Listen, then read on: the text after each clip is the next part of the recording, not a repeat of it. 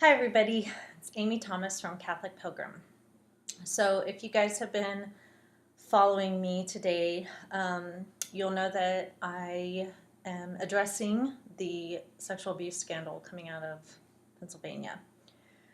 And first off, I want to give you a background about me, and then I want to get into talking about the questions. So I got a lot of questions, and they come in different areas. So first, I'm going to do these in part series, I guess. So the first one is going to be about the victims because they are the most important here. Then I'm going to do one where I touch on the offenders and answer those questions that people asked about why do people do this. And then lastly, I want to wrap it up with what do we do from here? How do we protect our kids? Where do we go from here as Catholics? And so hopefully I can address those questions for you. So first off, my background. Why am I even able to talk about this? So my bachelor's degree is in criminology. I study criminal behavior. I went on to get a master's in applied behavioral science where I specialized in sexual crimes. Super joyful, uplifting topic. Hardly. Anyway, I have worked with offenders themselves, juvenile offenders, meaning they were over the age of 12. They were all incarcerated for perpetrating on another victim. I have worked with victims, male and female. I was an advocate at hospitals, police stations, and courthouses for victims of these crimes, and I have given talks all over the place. I've read just about every book you can read about these crimes, which are very difficult to read. I've studied it extensively and tried to understand what's going on with these crimes. So hopefully I can bring some knowledge to you, but most of all I want to educate you. I want to educate because when it comes to this topic, so many people are in the dark on it. And a lot of things get thrown around that are half-truths or not quite sure, or just people don't know. Nobody likes to spend their time studying sexual crimes, so most people just don't know about them. Okay, so like I said, first I want to touch on the victims, and I got some questions about the victims. And I want to also caveat this. I'm going to be very frank and very honest and very candid in these videos. So if you have little ears around, I would highly encourage you to probably watch this at a different time or not have them in the room. If you are a victim of a sexual crime, some of the things I may talk about may be upsetting to you.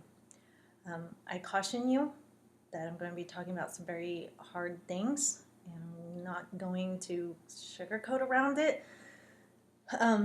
So it may be difficult for you to hear, so I just want to caution you.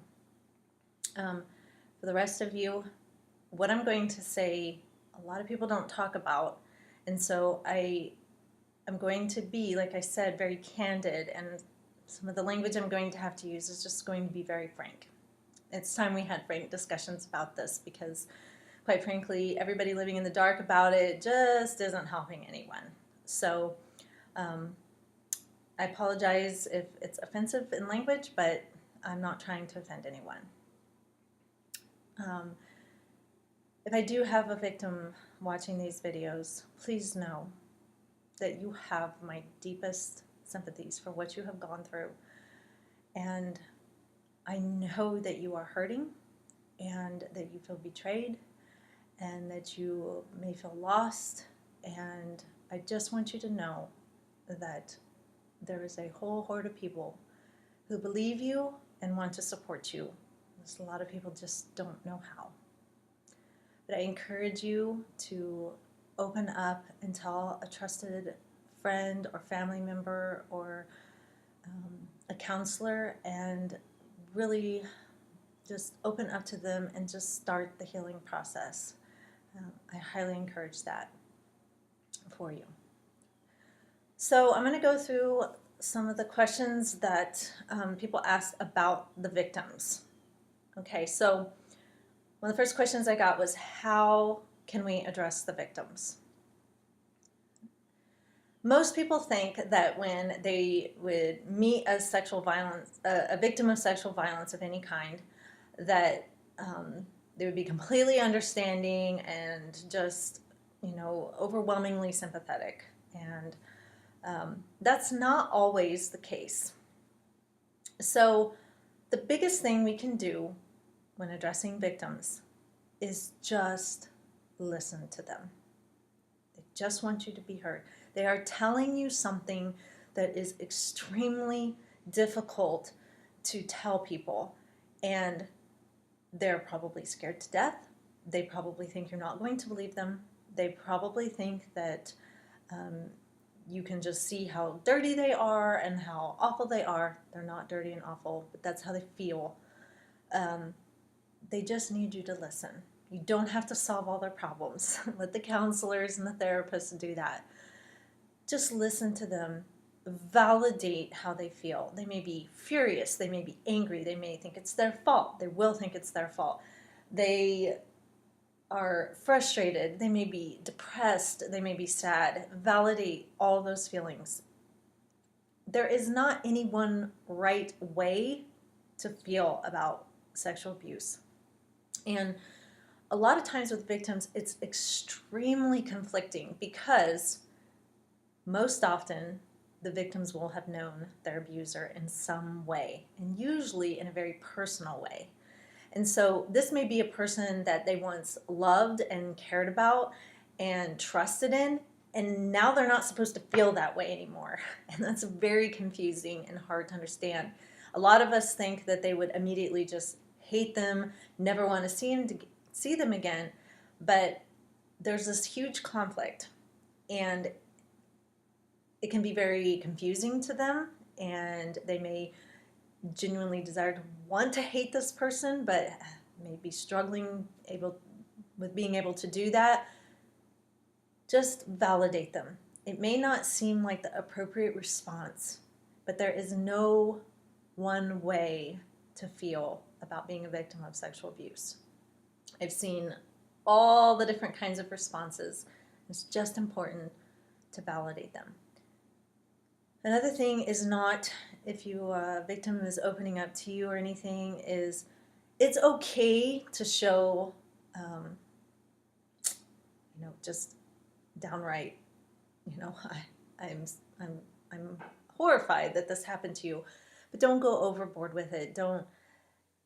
Because sometimes when victims tell what happened, it can be disturbing, and if you show just utter shock and disgust, like, please don't say another word, this is too much for me to handle, they will stop talking. They'll be like, oh, I've said too much, I don't want to scare them away.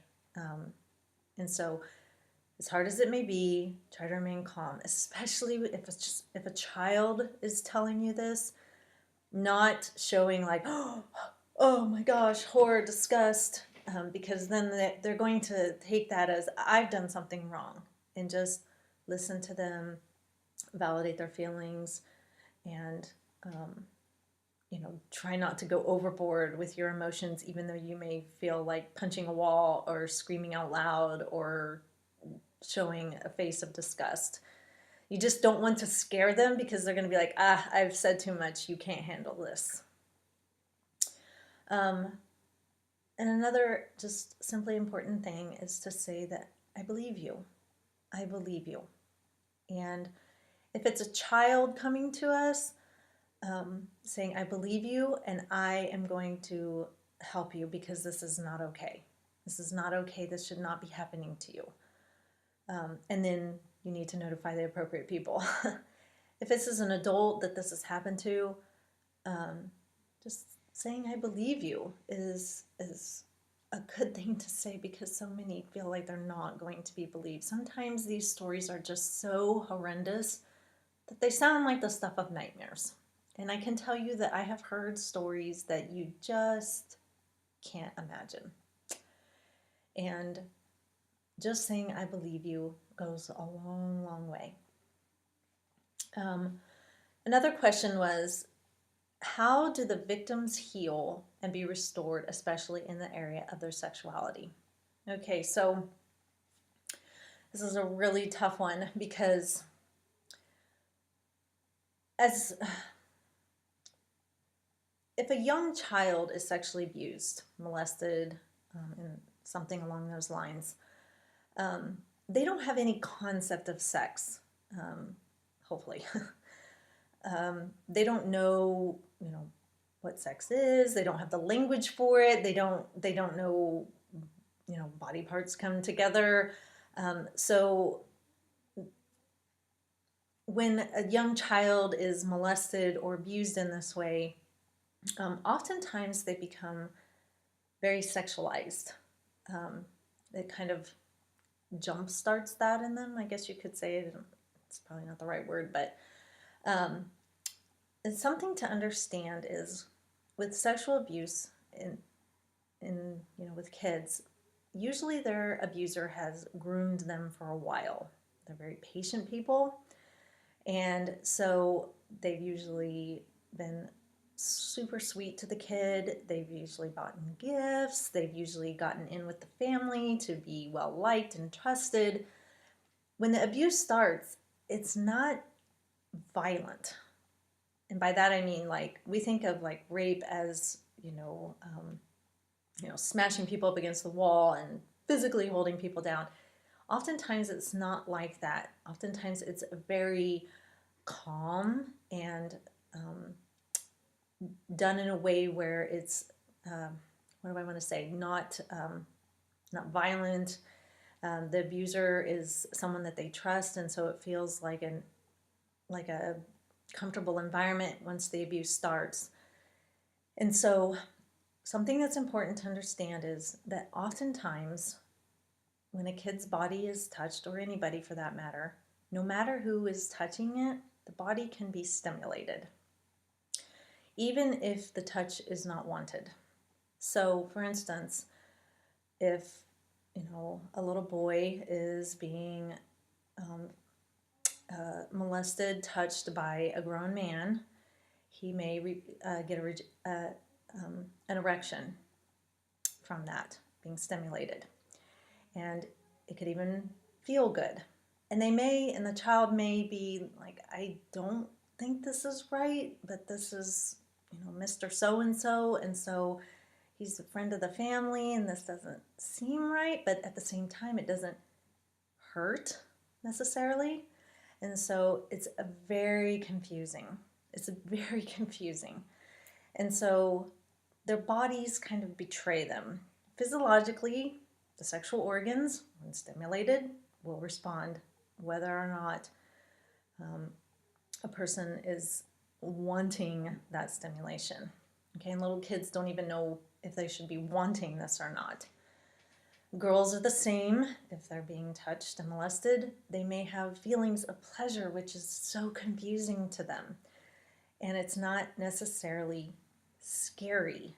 And that's what the abusers want. They want to create this environment where they've groomed the kid long enough and there's no violence, no like you're punching me, you're hurting me kind of thing. So that it's very confusing to kids. My body is responding. This doesn't feel quite right, but yet it's pleasurable. So there's this huge conflict and confusion. We don't often talk about that because it's really uncomfortable. And we think that if someone was abusing us in that way or touching us unwanted, that our bodies would just shut down. We would have no erection. We would have no pleasurable stimulus. And unfortunately, that's just not the case. And that is a huge reason why a lot of people do not come forward, because they are so confused and conflicted, because especially once they get older and they may be in their teen years, like let's say we have a priest who has been molesting a teenage boy, and the boy's body has responded, and he knows it's not right, but his body responded. He is going to be so ashamed and so confused and wondering what is going on, what is wrong with me. I know this priest should not be touching me, and yet my body is responding. I must be dirty. I must be awful. Am I gay? What's going on here?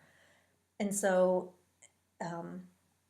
it's something that we have to understand and we have to be sympathetic to, because I liken it in this analogy. It's not the best, but it's the only thing I can think to say.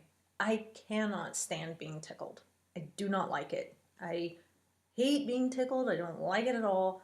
However, if, somebody I know tickles me, like, tickles my leg or tickles my neck, my body responds by me laughing, and I can't help it. I just start laughing, even though I don't like it.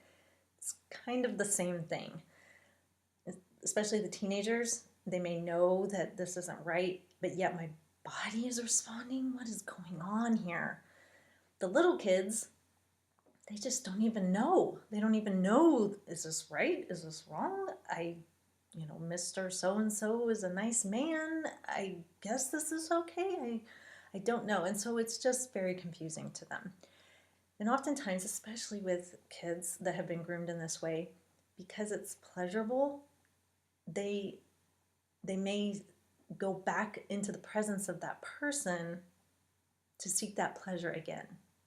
And I know that's hard to understand, and I don't say that because I'm trying to blame the victims. We're talking about small kids here, or teens that have been groomed for years, and it's very confusing, and I blame them in no way. This is all very wrong. They just don't know and understand what is going on. So I think that's something that we need to be sympathetic to, and that's why a lot of victims don't come forward, is because they feel in some way they have contributed because of the body response. So this can cause a lot of confusion in the area of sexuality.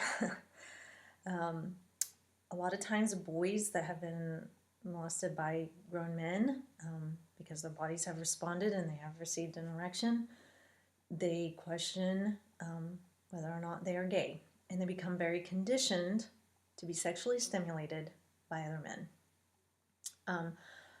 I had a male client of mine who had been molested by members of his family, like cousins and stuff, for years when he was a young boy. And he remembers as a little kid this touchy-feely stuff going on. And he remembers it feeling good, but he knew that it wasn't quite right because they always did it under a blanket. But he didn't know what to say. He didn't have the words to say it. So it just kind of continued on for years and years. Late into his teenage years, and he was just so devastated by it, and just my heart went out to him. And he tried to have sexual what this caused in him was the hypersexualization, just constantly seeking sex, and with anybody and any partner, but he would try mostly to have sex with women, but he would always find that he would desire to go find sex with a man, that was something that he was more conditioned to. And I know in our 2018 world of every kind of sex is fine and everything like that, this was something that he really struggled with, and I'm just being frank and honest about the details of this. And so that was just something, his body had been conditioned to really respond more to male stimuli. And oftentimes with the girls, what will happen is they can be over-sexualized as well, and we see them acting out by being very sexual, especially when they get into their teenage years. That becomes a way for them to express their emotions, and they think that's what men want all the time, and so they just gravitate towards that and towards men to validate in that in their mind, that this is just kind of what they're for. They're just now these sexual objects, and they're here for pleasure for somebody else, and so they just kind of seek that over and over and over again, and it's just a sad issue. And so how do they heal? Well, when I was working in the juvenile justice system, one of the things that I found is that most young victims And I want to say like 99% of the victims never receive any form of treatment, help, or therapy. One of the reasons for this was if they were very young, parents were just like, oh, let's just not talk about this. Let's just not talk about this and it will go away and we will never have to deal with it again and they'll forget about it and we'll just pretend it never happened. Sorry, folks, that ain't going to happen. It will manifest itself in some way. And then as kids, even kids in their later adolescent years, maybe like a 7 to 10 range, still nothing, no treatment. No one was, they might get removed from the situation and the parents may work in the background to like get the offender put in jail or whatever, but nothing is ever done for the victims. There was so many victims do not get therapy, and I cannot tell you how bad that is. I can't tell you how many victims I've met that nobody ever told them that what happened to them was wrong, especially when they're children. Everybody, if a grown woman gets raped by, some stranger in an alleyway, everybody's, oh, that's so wrong, so wrong, so wrong. But nobody's telling these kids that this is wrong. And I think it's because as adults, we think that they will just know it, that this is wrong, this is not appropriate behavior, this is never should have happened to you. We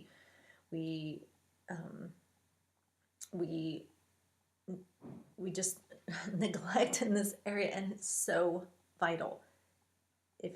If you know a victim, if you know a family that has a victim, highly encourage them to get help and treatment for these kids. They absolutely have to have it. They need to understand all these things that I've talked about. I can't tell you how many people I counseled that when they would come into my office, they were just so burdened by the fact that their bodies had responded to this, but they didn't like it, but their bodies responded. No one had ever told them that just physiologically, our bodies just do that whether we want them to or not, and it's not their fault. It's not their fault. And that was like, when I would tell them that, you could just like, see like this huge weight lifted off their shoulders, like, oh, my body just responded even though I knew something wasn't okay, but I didn't know why. So definitely need counseling and treatment. What kind of issues can this trauma cause? All kinds. Overly sexualized, especially young kids. They will have knowledge about sex that they probably should not have.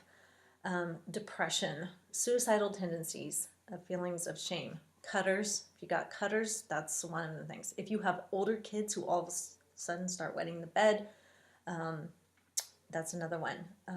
It can cause just feelings of despair. I'm never going to get better. Some people grow up having a difficult time enjoying sexual relationships with their spouses in a loving way because they can't separate the two. Paranoia, fear, just feelings of just self-hate, just hating themselves. So much trauma, and that's why these people have got to get help from a good therapist who understands these crimes and the ways that it affects the body and the mind. And how can we help and support victims of sexual abuse? With this whole church scandal, as the Catholic laity, we need to stand up and say, we are done with this. Church hierarchy, you suck at dealing with this, and we are done with it. And you better find a better way, because these victims deserve better. And you know it, and you are guilty if you do not. As a Catholic lady, we don't have to abandon the church. We have to protect our church from this evil. And we need to protect the victims and the kids that are in our church from this evil. And by doing that, we need to have some righteous anger. We need to show these victims that we are dead serious about this and that we are sick to death of hearing a news report of this every other month. We just have to say we're done. And we have to support them by showing them that we are done. We are done with this. and by doing and taking measures that show them that we are done. And that doesn't mean leaving the church. The church itself does not condone sexual violence. It does not say anywhere in its laws that sexual violence is fine or okay. These are bad guys who have been abusing their power and their positions in very bad and wicked ways. We, as the Catholic laity, need to take our church back and say, not in our church. It is time to be done with this. That will support and help the victims. And I'm going to cover in another episode, because this one's getting kind of long, ways that we can go about doing that. But first off and first most, the victims, again, like I said, my heart is with you. There's a lot of people out there. We want to solve this problem. We want to fix this problem. And the best way I know how is to educate other people about what is going on, so that maybe they can drag this ugly, evil monster out into the light so that we can finally kill it. So I hope this is helpful. I hope I covered some of the major issues. Like I said, I do not blame the victims at all. And by saying that their bodies responded, I'm not blaming them. It's just the truth of the matter, and it's not their fault in any way, shape, or form. They were still preyed upon. They were still coerced and manipulated, and in no way are they to blame. And we need to be sympathetic to what they're going through and not show any tiny bit of laying the blame at their feet. These were bad, evil people who preyed upon them, and they're going to suffer a long time for this, or because of this. And so the last thing they need is to think that they in any way are to blame for this. So to the victims out there, I am trying to do my best to make sure that there are no more victims, and my heart is with you. And please find a good therapist, a good counselor, a trusted friend. Just open up to somebody. And for those of you who a victim may approach, be that open person to hear them out. I hope this was helpful. I'll do the next series on the offenders and why people do this. Till next time.